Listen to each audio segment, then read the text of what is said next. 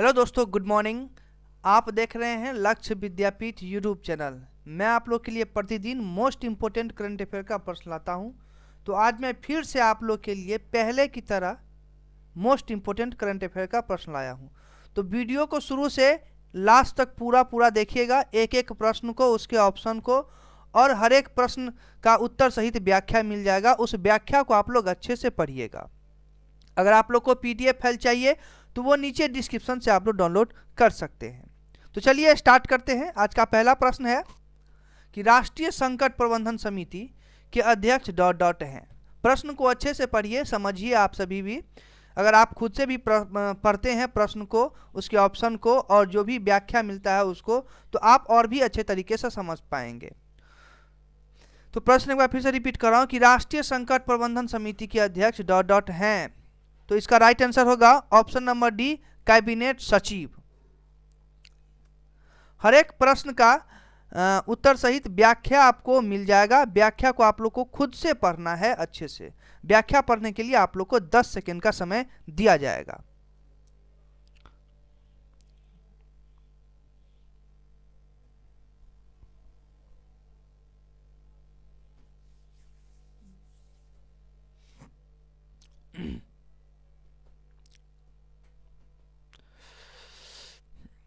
अगर आप लोग को लग रहा है कि व्याख्या के लिए थोड़ा कम समय है तो आप लोग वीडियो को स्टॉप करके व्याख्या को पढ़ सकते हैं, लेकिन आप लोग व्याख्या को थोड़ा अच्छे से पढ़ के समझिएगा, क्योंकि व्याख्या समझना काफ़ी ज़्यादा इंपॉर्टेंट होगा आपके लिए। अगला प्रश्न है कि हाल ही में चर्चित वेसुवियस पर्वत किस देश में स्थित है। इंपॉर्टेंट प्रश्न है, प्रश्न को अच्छे से पढ़िए। इसका राइट आंसर होगा ऑप्शन नंबर बी, इटली। तो हाल ही में चर्चित वेसुवियस पर्वत इटली देश में स्थित है। याद रखिएगा आप सभी। व्याख्या के लिए 10 सेकंड का समय है आपके पास। आप लोग अच्छे से व्याख्या को पढ़ के समझिए।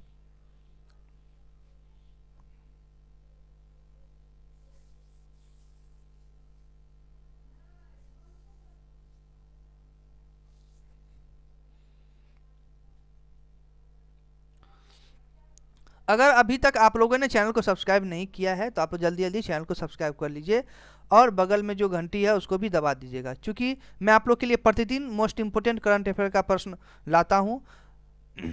इसलिए आप लोग चैनल को फटाफट जल्दी जल्दी सब्सक्राइब कर लीजिए। अगला प्रश्न है कि 2030 में G20 शिखर सम्मेलन की मेजबानी कौन करेगा। इंपोर्टेंट प्रश्न है, रिपीट कर रहा हूं कि डॉट डॉट 2023 में G20 शिखर सम्मेलन की मेजबानी करेगा। मतलब कौन सा देश है जो 2023 में G20 शिखर सम्मेलन की मेजबानी करेगा। तो इसका राइट आंसर होगा ऑप्शन नंबर बी, भारत देश जो है वो 2023 में G20 शिखर सम्मेलन की मेजबानी करेगा। जो भी कंफ्यूजन है आप लोग को प्रश्न में और ऑप्शन में, सारा व्याख्या में दूर हो जाएगा। 10 सेकंड का समय है, व्याख्या को अच्छे से आप लोग पढ़ के समझिए।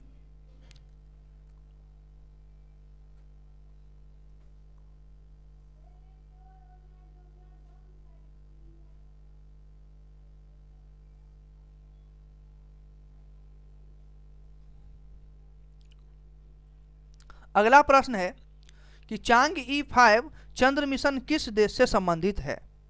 इंपोर्टेंट प्रश्न है कि चांग-E5 चंद्र मिशन किस देश से संबंधित है। तो इसका राइट आंसर होगा ऑप्शन नंबर ए, चीन। यानी चांग-E5 चंद्र मिशन जो है वो चीन देश से संबंधित है। याद रखिएगा आप सभी। व्याख्या को अच्छे से पढ़िए।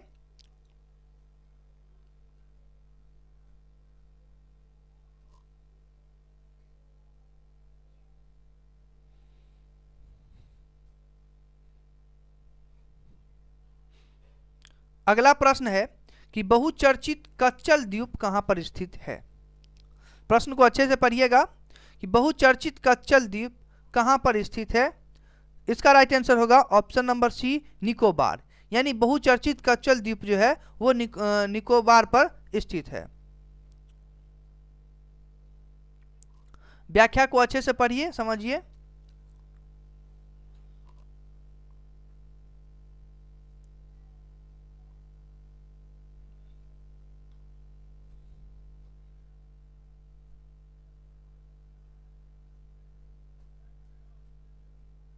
अगर आप व्याख्या को खुद से पढ़ते हैं, अच्छे से समझते हैं, तो आप लोग बहुत अच्छे तरीके से समझ पाएंगे। इसलिए व्याख्या को खुद से समझना काफ़ी ज़्यादा इंपॉर्टेंट होगा।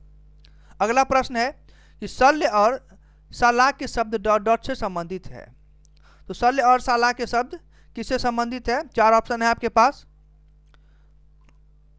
राइट आंसर होगा ऑप्शन नंबर डी, आयुर्वेद में स्नातकोत्तर शिक्षा की धाराएं। यानी शल्य और साला के शब्द जो है वो आयुर्वेद में स्नातकोत्तर शिक्षा की धाराएं से संबंधित है। व्याख्या के लिए 10 सेकंड का समय है, आप लोग अच्छे से व्याख्या को पढ़िए।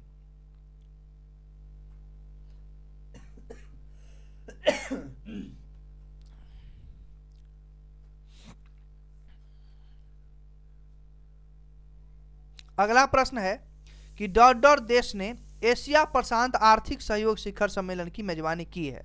प्रश्न रिपीट कर रहा हूं कि किस देश ने एशिया प्रशांत आर्थिक सहयोग शिखर सम्मेलन की मेजबानी की है?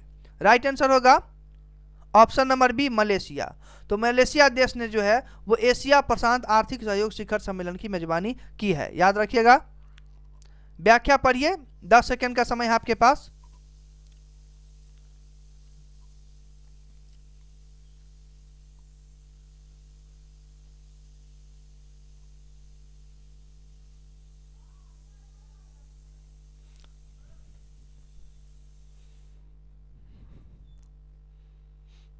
अगला प्रश्न है कि किसने 23 नवंबर 2020 को उमंग, यानी जिसका फुल फॉर्म होता है unified mobile application for new age governance, UMANG का फुल फॉर्म ये होता है। तो अच्छे से आप लोग पढ़िएगा इसको। तो किसने जो है 23 नवंबर 2020 को उमंग एप्लीकेशन का अंतर्राष्ट्रीय संस्करण लॉन्च किया है?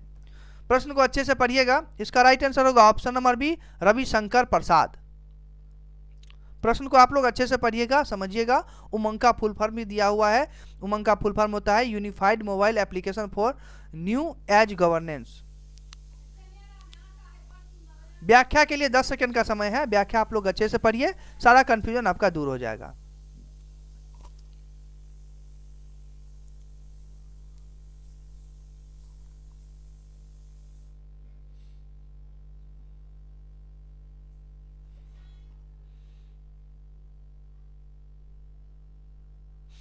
अगला प्रश्न है कि किसके द्वारा 23 नवंबर से 27 नवंबर 2020 तक उड्डयन सुरक्षा जागरूकता सप्ताह 2020 मनाया जा रहा है?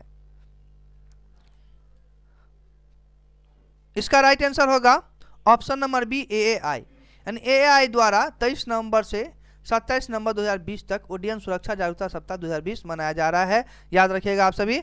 इसका व्याख्या दिया हुआ है, आप लोग अच्छे से पढ़िए इसको। 10 सेकंड का समय है आपके पास।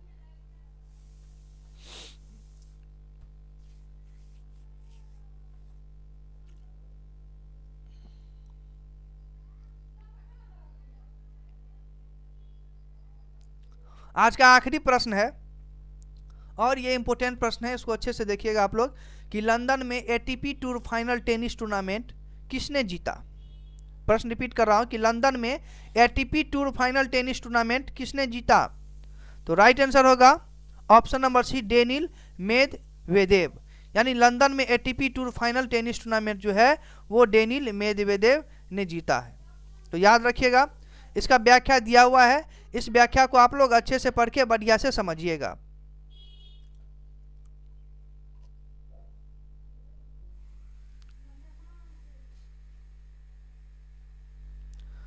तो आज के वीडियो में कुल 10 प्रश्न थे, वो भी करंट अफेयर का मोस्ट इंपोर्टेंट प्रश्न थे। तो आप सभी प्रश्न को अच्छे से पढ़ के और समझ लीजिएगा कि आप लोग को जरूर, अगर आप किसी भी एग्जाम की तैयारी कर रहे हैं तो वहाँ पे आप लोग के लिए ये प्रश्न जरूर हेल्पफुल होगा। तो आप लोग अच्छे से सभी प्रश्नों को पढ़िएगा और व्याख्या को तो अच्छे से जरूर ही समझ लीजिएगा। फिर मिलेंगे नेक्स्ट वीडियो में। जाते जाते आप लोग वीडियो को लाइक और चैनल को सब्सक्राइब जरूर कर दीजिएगा। धन्यवाद।